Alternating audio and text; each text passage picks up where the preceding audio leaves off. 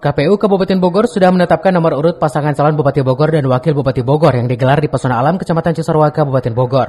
Untuk pasangan calon Rudi Susmanto dan Coro Ade sudah diprediksi akan mendapatkan nomor urut 1. Perjalanan bisa mendapatkan nomor urut 1 ini ketika pasangan dengan koalisi partai sebanyak 17 partai pengusung ini ketika membahas masalah pilkada serentak yang akan dilaksanakan pada 27 November 2024. Dalam pengundian nomor yang dilaksanakan oleh KPU, bahwa pasangan ini meyakinkan akan mendapatkan nomor urut 1.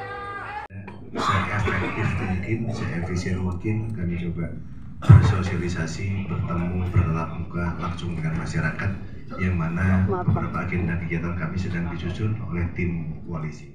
Jadi hanya sempat kita guyon dengan Pak Rudi Susmanto, ya kita pasang nomor 1 aja.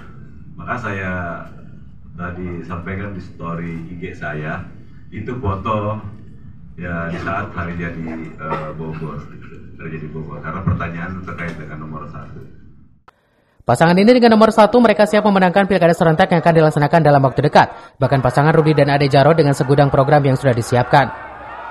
Dari Cisarua, Wawan Supriyatna melaporkan.